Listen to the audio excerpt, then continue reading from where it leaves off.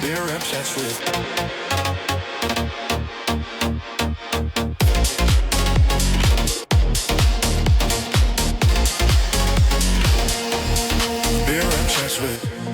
Hello and welcome to another episode of the Beer Rep Chats With, and proudly sponsored by the Keg Warehouse. Today I'm delighted to be joined by Kuba, brewer at Locks Brewing in Camden. Kuba, thanks for joining the show. Hi, Martin. Yeah, thanks for having me. Mate, it's a pleasure to have you on. I'm a big fan of Camden Brewery and Locks Brewery and based in Camden. Just get my words correct. Only our biggest competitor. Let's not mention Camden Brewery. Yeah, we don't talk up global breweries on this podcast.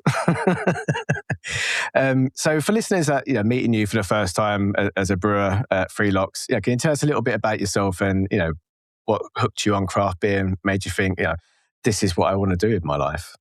Yeah, so it's sort of a funny story because I was just visiting my father in Scotland. I was back then living in Poland, finishing my degree, and he brought me a beer he thought I would like because it had some like fantasy themes on it, and it was a Hobgoblin for a supermarket. Okay, and yeah. I just like, and I know a lot of people wouldn't consider it like fully craft, but for me, like coming from Poland, when like just like Czech style Pilsners were king, or like global breweries, like we didn't have a lot of craft brewing. To be fair, we had zero craft brewing at the time, I think. And having like something completely different, like with more malty backbone with different type of hops, and just made me like really into it. And then I spent the next year homebrewing, just trying to get different flavors out itself. So I was trying to actually make a Hobgoblin clone with a very mixed results. Then the opportunity to study at Heriot came about because I was just finished my graduate degree and I wanted to look for a master's.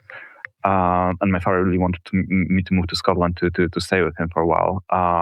So I've taken that, and that's sort of how I began.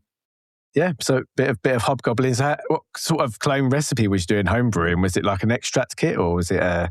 Yeah, so the first one I started was an extract, and then I didn't like that at all. I just thought there's even as a very young homebrewer, I thought there's like not enough control over what's happening. Yeah, definitely. Yeah, I very quickly. So like the first thing I've done as a homebrewer was to realize that, hey, I need to switch to full grain straight away. So this was just like, I've only done one brew of extract, and temperature control is extremely important. Yes, definitely. Yeah, I mean, I jumped straight into all grain because I just know there's no point doing extract. I mean, extract helps in certain areas if you want to boost ABV, etc., because it's obviously you can use it with your all grain as well, extract, can't you? So yeah, of course, it's like an extra tool you've got in your toolkit, especially if you want to do high gravity beers. Yeah. But yeah, just solo extract is not the way I want to go at the time. No, all grains away, more satisfaction in my eyes, much more satisfaction. So how would you? Early days. Go back into early days in brewing. Obviously, you said you started home brewing. What lessons from that period kind of still influence you in what you brew today? I definitely figured out that brewing is not as much as recipe making and just trying to influence flavor at the beginning. At least it's a lot of like heavy lifting, scrubbing of the equipment, making sure everything's sterile. Looking after it every day, and not just trying to figure out a next new hit of beer. Also, even at like homebrewing stage, I found out how hard it is to actually sell beer or like find people to drink it, because I was giving my beers away, and I had a problem with actually like finding enough people to drink. And the beer wasn't as bad. Like, I know what you think, like the beer was terrible, but no, it wasn't that. Even because I mean, probably because I was a part of Heriot as well. Almost everyone at Heriot was homebrewing, so everyone had lots of beers to give up. Giving up the beers to people was hard, but then getting the bottles back was even harder. Yeah, I can imagine. Yeah, I mean, most of them probably would throw them away afterwards. I'd imagine, thinking it's a disposable glass. I had a nice like Grove style bottle, so I wanted them back. Oh yes, them bottles. Yeah, very very nice. Grove style bottles. They're the flip caps, aren't they? Yes, exactly. Yeah, definitely. So, how would you describe yourself as a brewer now? Like, what are the things that you value most when creating a recipe or a new beer style? I would say I do like to go for stuff that's not necessarily tried quite often. For example, like out of my recent brews, I did a lime and mint sour beer that sort of something to resemble like a mojito on a hot day. And it had like it turned out to be a very mild beer because some people absolutely swear by it, and Some people others hated it. others hated it straight away. I think that's with sours in general. I think you either get people that really like them or people that don't. It's But never funny enough, with this one, I had a lot of people who don't like sours love it, and then a lot of like regular sour drinkers that like fruited sours just couldn't get past the mint. Yeah. What was the final pH? Was it quite tart? pH, I don't think it dropped that low. I think it was like 3.2. Yeah, so it's quite a tame sour then, not too like. I do off the lips. Yeah, I don't think pH itself is a good indicator of sourness of the beer. What should really be measured is the total acidity. And having said that, I haven't actually. I did measure it. I don't remember what it was off the top of my head. So yeah, learn something new every day and checking the acidity rather than the pH level. I mean, obviously the pH has got to be quite low for. Yeah, of course. But anyway. Just total acidity would be a more accurate way of measuring sourness of the beer. And how do you go about measuring the acidity level? Because I've never done that. So. There are titration kits you use to so basically same way you'd titrate for water hardness or for I don't know what else you measure with titration, but there's only a few things. So you basically find indicators, so something that changes color in acid environment, and then titrate with a bit of alkaline solution to find out how much alkaline solution you need to add to neutralize it back to. So, and then the whatever indicator is changes, loses the color change. Yeah, so you use a color chart kind of thing, and then you can measure the acidity levels by the change of the color by adding. No, you change the color with the indicator first, and then you actually want to titrate long enough for it to return to the neutral color. So the color pre addition. Get you. Understand now. Yeah, so there you go, people. That's how you measure your acidity in your sours or in your beer. So you joined Locks Brewing. It's based in the heart of Camden. How did that opportunity come around? So I was working for Hamilton Brewery at the time, and very good brewery as well. Very good brewery. I wasn't much looking for a change. But I've seen an advert, and it wasn't far from where I was at the time. So yeah, from Islington to Camden is probably like 5 minutes. It was probably a 5-minute cycle for me.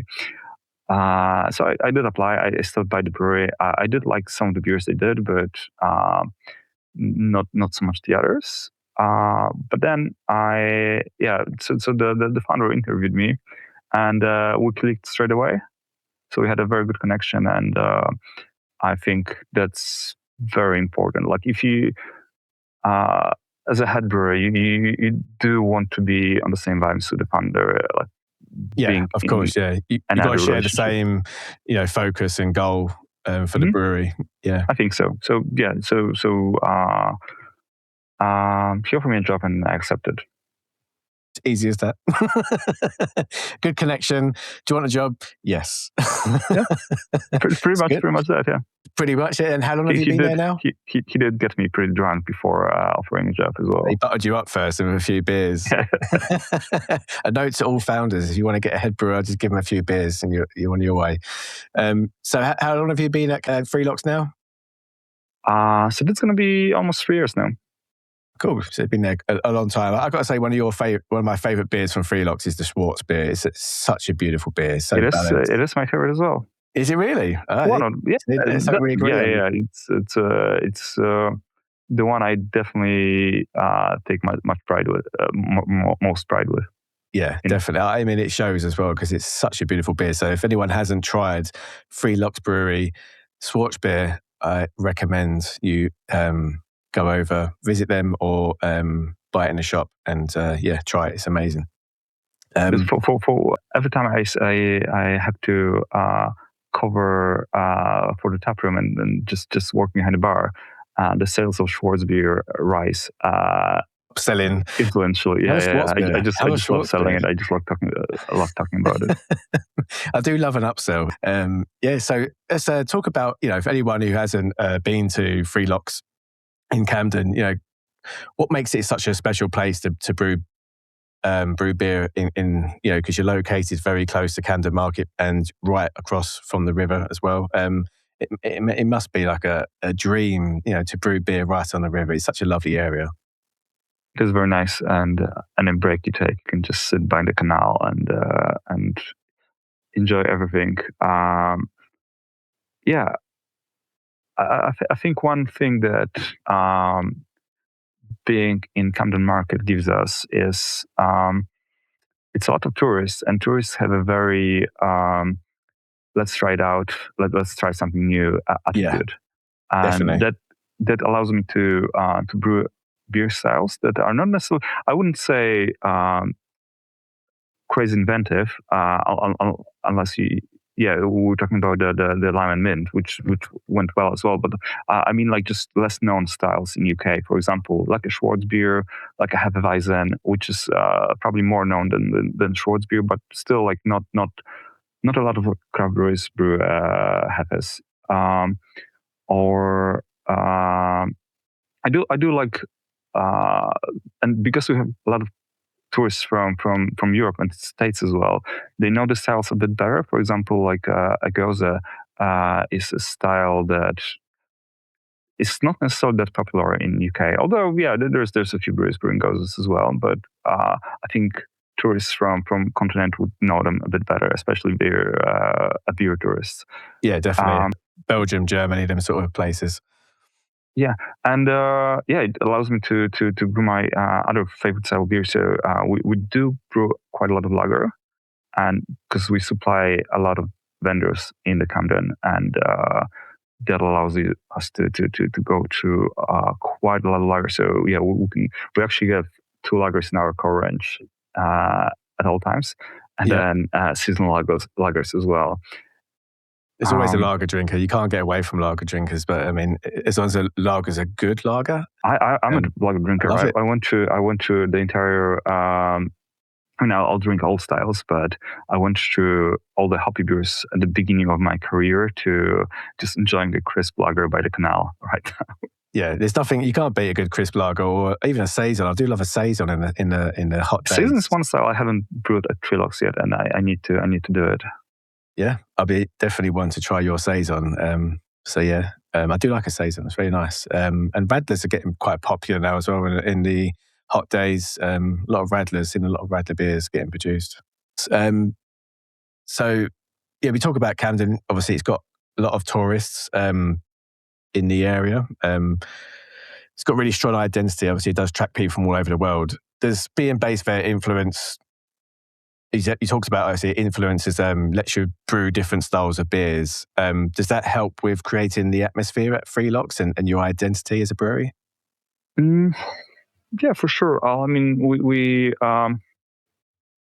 trying to brand ourselves a bit more into that Camden market right now. So we started to work with it's still early stages. We started to work with a local artist who's Isaac Pereira, who's a ballpen artist, and he designed a few cans for us so far.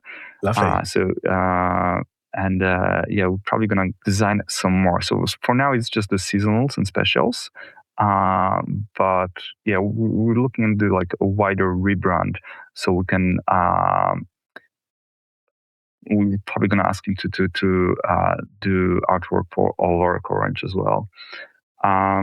So they all kind of all blends together, all looks the same.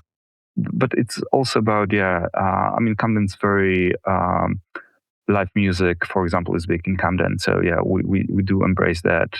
We do have an event space that we quite often rent to bands. Weirdly enough, lots of bands we work with don't like organizing anything over summer. So we do a lot of things in, for example, from like September to April. And in the summer, we've got buskers outside doing live music as well. So yeah, we do want to definitely be a part of that like Camden community. And that definitely builds an atmosphere in the taproom as well. Awesome. How are your beers selling, other than just in Camden? Are you getting your beers across the UK and even abroad maybe as well? How's that going? I find that exporting beer abroad became, for such small brewery as us, became not very profitable and very labor intensive. If we grow, we're probably gonna look into that.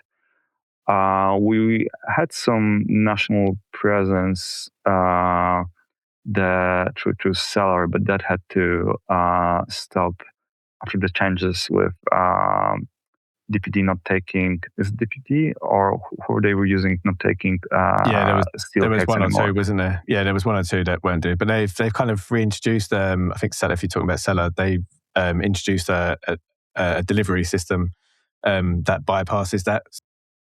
Yeah, I've seen that, but yeah, I mean, that was never like the dispatch costs were still pretty heavy, cutting into the margins, and yeah, this is even more expensive. So yeah, I don't think we're looking into it as of yet, because as I said, like we've got limited capacity to brew at the moment.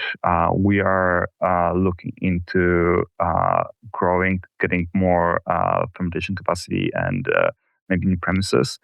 But for now, we just need to focus on our best markets, which is London and Camden itself.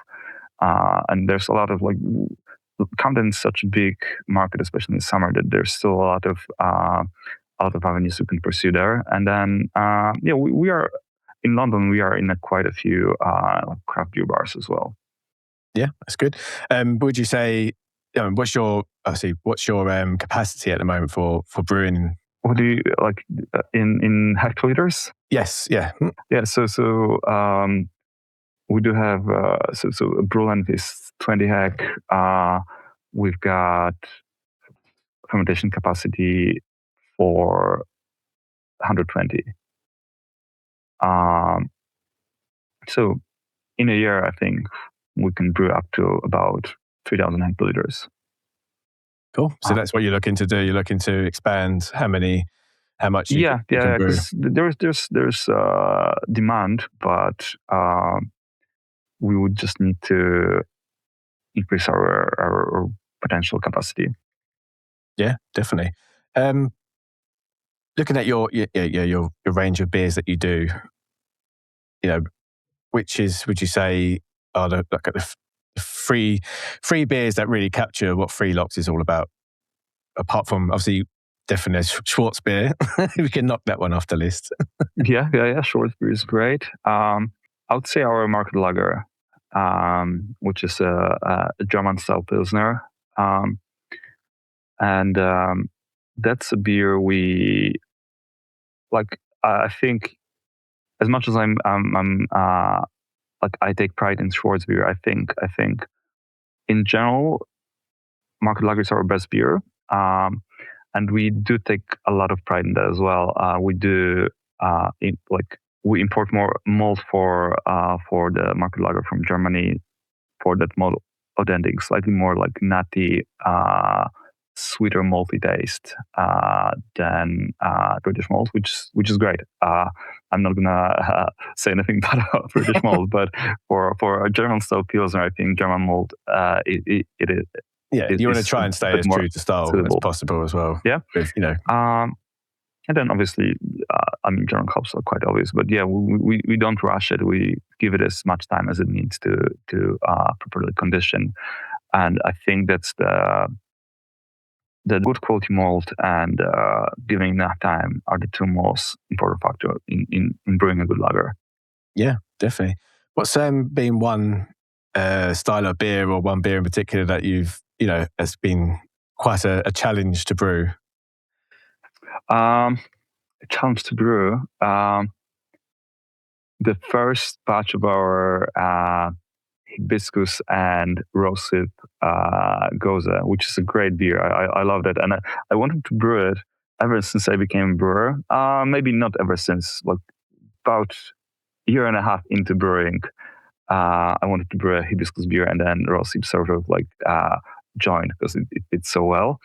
And we added the rosehip and hibiscus straight to fermenter. And we had a bit of a trouble actually packaging it because we had to go through inline filter, and that would clog quite often.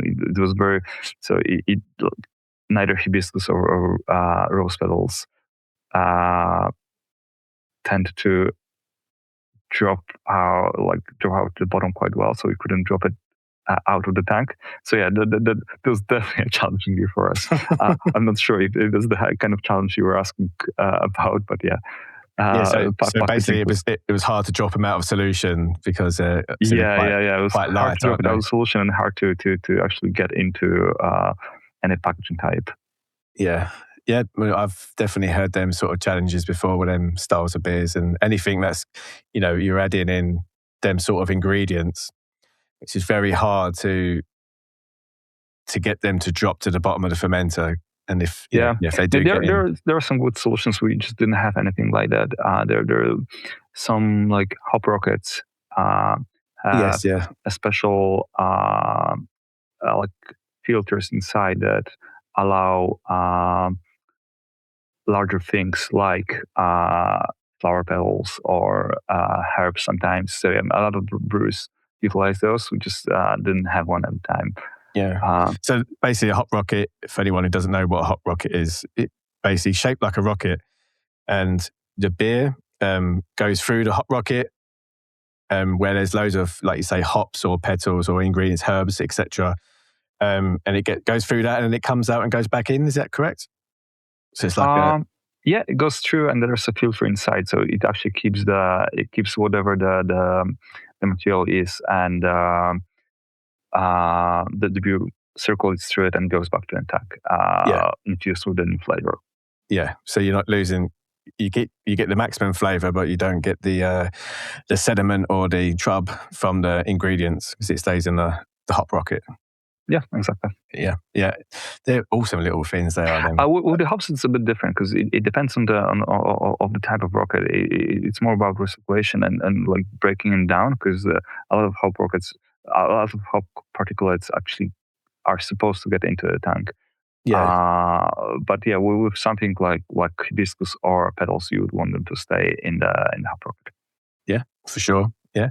So when you're developing a new recipe, where do you normally start with the process? Is it, do you want to brew with a particular ingredient or a certain style of beer or like a certain flavor that you want to get out of the beer? Where would you normally start with?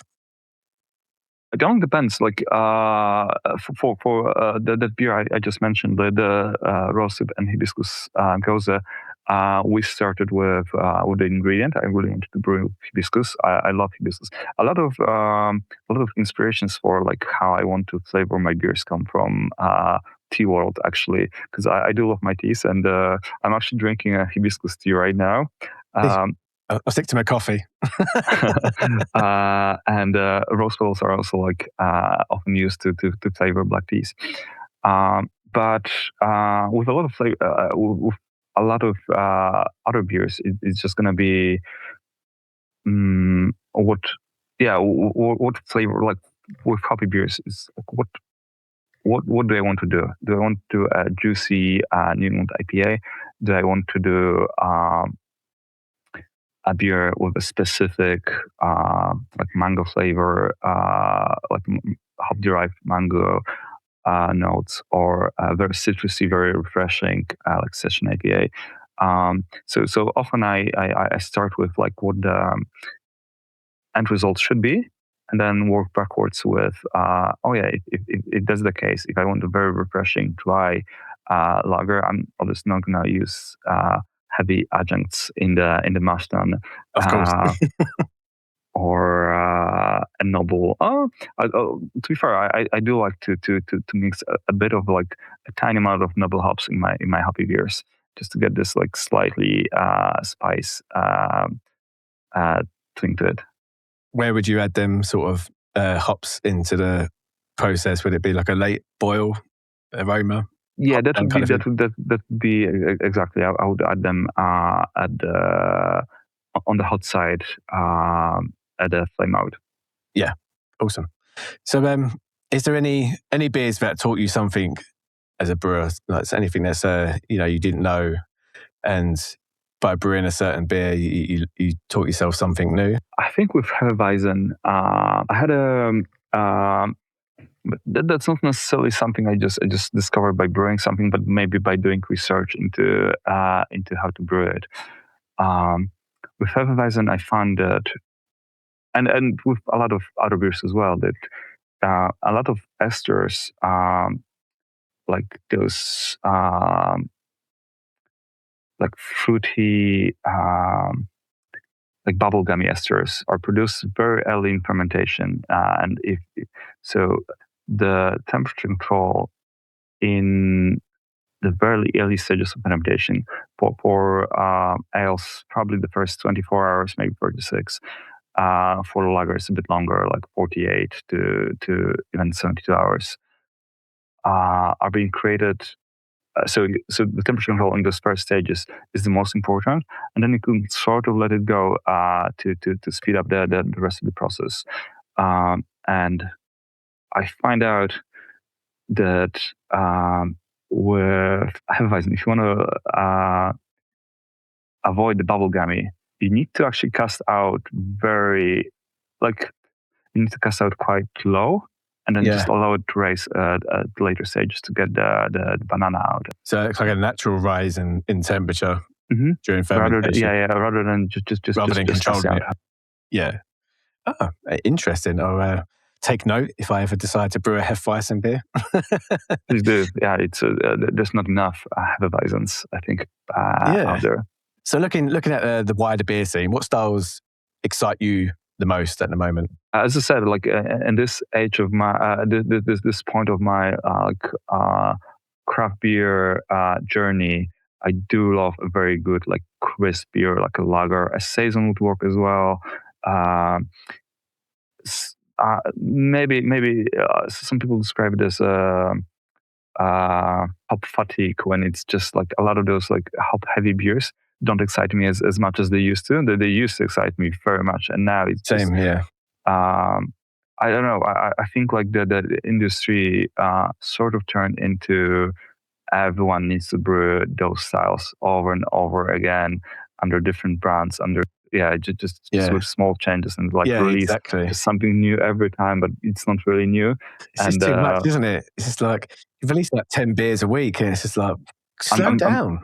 I'm very excited about British brewers and brewers in general, like craft brewers brewing more traditional styles, not necessarily like cask style, or beers that would normally be in cask, but putting them in different formats as well. But also like brewing styles, like more continental styles. For example, in the last 5 years, there's so many great lagers being brewed by craft beer, which historically, before that period of time, was treated very like an afterthought.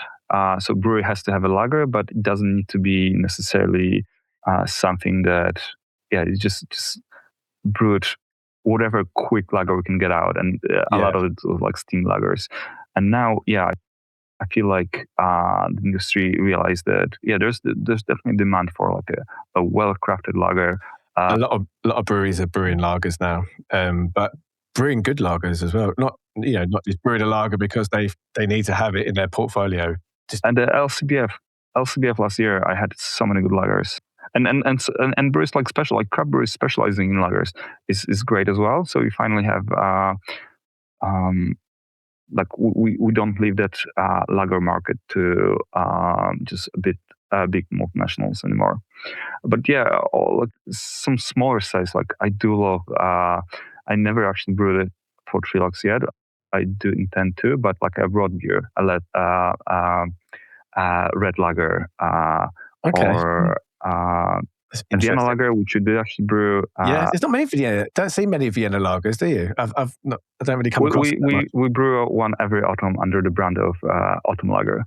Okay, so it's a seasonal. Yeah, it is seasonal plus. Yeah. So from a brewer's perspective, the industry has changed quite a lot over the last few years. What changes stood out for you the most? I mean, there's definitely less brewers than there used to be before COVID. Definitely that, yeah. I think some of it is very unfortunate. Some of it is probably not gonna. I'm not gonna get a lot of sympathy for saying that, but some of it was needed. There was a lot of like brewers not really focusing that much of business development and like making the best beer possible, but just riding the wave of just how much support for craft beer was were at the time. But with other changes, as I said, just a slight shift, like lager not being perceived as something negative by craft beer brewers. It's a great shift. From technical standpoint, I've noticed that the quality of the equipment used by brewers improved dramatically. So even at homebrewing scale as well, the equipment is just amazing these days. Yeah. But I don't just mean there's a better equipment available, but what I mean is like brewers are willing to invest more in better quality equipment. Yes, yeah, for sure. And it's hard to compete without having decent equipment anymore. Yeah, there's a lot of like CO2 capture units that breweries are starting to get in. They're trying to save as much money as possible. Yeah, just optimizing the wastage and the cost when they could, and that's a good thing because, as I said, like when the craft beer was when the life in the craft beer was good, a lot of people were not optimizing properly, and it's not necessarily something that affects the quality of beer. It's just the technical side of things wasn't developed at the same level as maybe marketing and recipe making. Yeah, I make you right there, definitely. Yeah, you need to optimize your production and costs in-house before you start focusing on for sure. the marketing. Save costs where you can in the brew house for sure. What do you think today's beer drinkers are looking for that might be different from 5 or 10 years ago? A lot of people are jumping on alcohol-free beers now. That seems to be the biggest rise in the industry at the moment for styles of beer. I think COVID got everyone a bit of like a health scare. So and also I think just the generation shift means people want to drink less alcohol. So alcohol-free is definitely on the rise. Low-calorie beers as well, I feel like on the rise.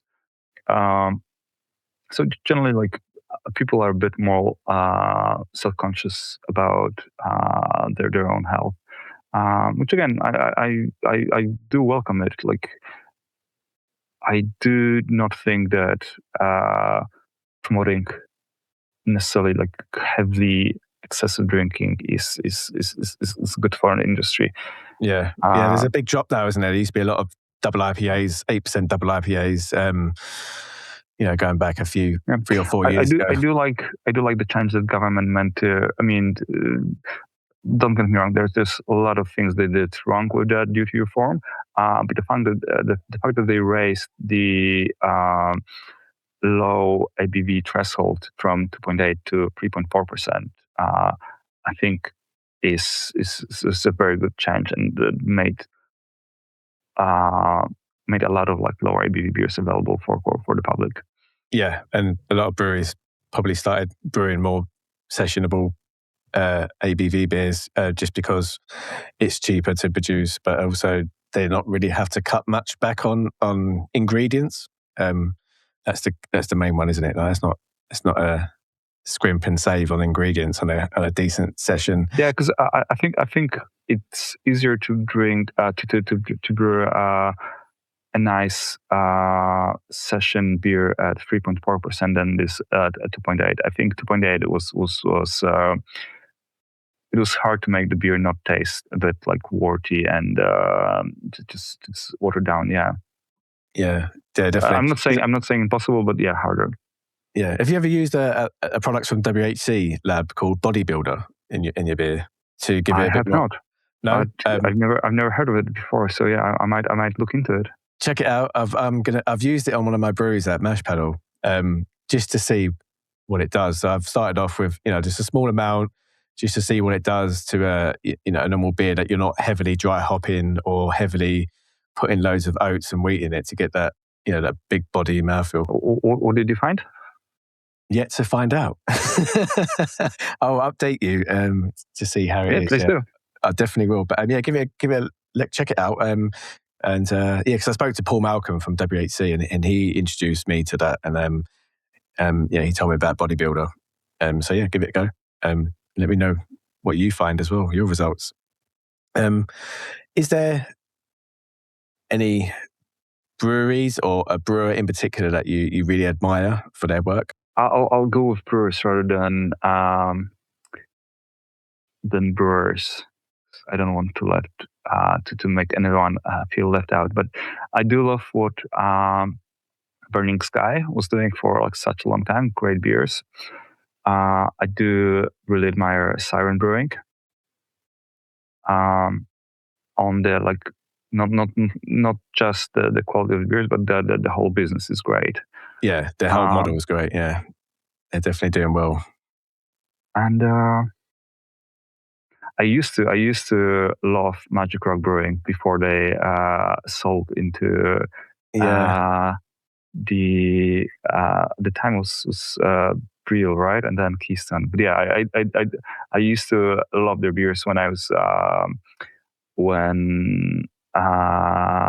like 2018. They were doing very nice things with their sour program, and there were the Sostery, the gluten-free session IPA was, I think, because I had actually a few celiac friends who couldn't drink anything else. So yeah, this was like always my fridge filler for like when I knew they were coming over. When you had friends over. Yeah.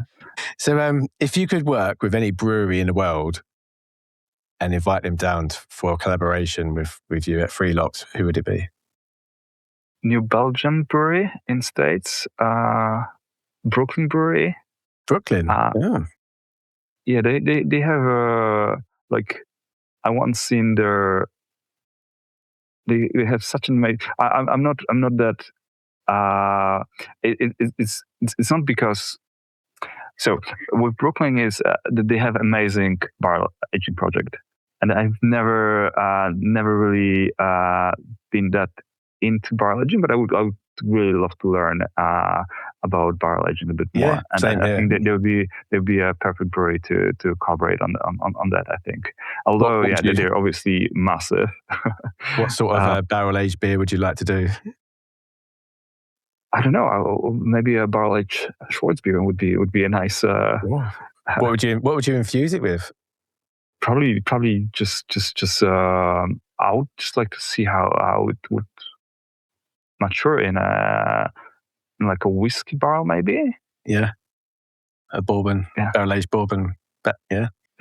Bourbon, yeah. Not too much though. No, not too much. Yeah, not too much. Just a little bit, not too much in there, because you don't want to. Let's not kill the Schwarzbier with that whiskey flavour, unless you're going to make an imperial Schwarzbier, and then it might work. So we're coming on to the final question. We're gonna looking ahead at Three Locks. What excites you the most about your future projects that you've got coming up? I know you mentioned about wanting to expand your fermentation capacity, but what else excites you about Three Locks Brewing for the future? Yeah, definitely. From a marketing standpoint, the rebrand. I've seen some that, and this will look really great, and just refresh the brand a bit. When's the launch for your rebrand? Have you got a date yet? Or? I don't have a date. I would love to give you a date, but no. Couple of months. So in August, we're gonna have our 4th birthday of Three Locks. So that's very exciting as well. Yep. And what month is that? And sorry, in August. In August, so you'll be 4 in August. We're gonna be 4, yeah. Awesome, yeah. And opening a kitchen for the taproom. But again, no date yet. But yeah, those are the projects I'm working on. And there's a few seasonals that we will be releasing. I'm always looking forward to a Vienna Lager. Like every year, I'm like, just the closer it gets to like September when we release it, I'm like, I really want it. And maybe like a small fest beer this year. So yeah, we will see how it's gonna go. Awesome, great. Anything you'd like to say to our listeners? Why should they come and visit Three Locks Brewery in Camden? I mean, first of all, they should visit to taste the Schwarzbier by the lovely Regent's Canal with a great view. And if they come over the weekend with live music around and just generally great atmosphere. And all the other beers as well. Like we do brew pretty decent beers. Not the brewery, just our beers are also pretty decent. I've enjoyed pretty much all of your beer styles that you do when I came and visited earlier. And I liked your IPA as well. Your session beer was very nice. And the lager was good. But it's a very good range of beer styles to try at Three Locks. So I recommend everyone to go down and have a look. Check out the website, description. It'll be in the description below. So yeah, have a look at the website, have a look at the beers, and have a taste. Kuba, it's been absolutely amazing talking to you, and I'll be paying you a visit very soon. It was great talking to you as well, and obviously come over, let me know, and can arrange something nice. Awesome, I'll definitely be up for that. But yeah, thank you very much for coming on the show, and to everyone listening back at home, we'll catch you in a couple of weeks' time again. So it's from me, it's goodbye, and from Kuba, it's bye from him as well. Bye. Thank you, Martin. Bye. Thank you. Thanks, Kuba. Bye.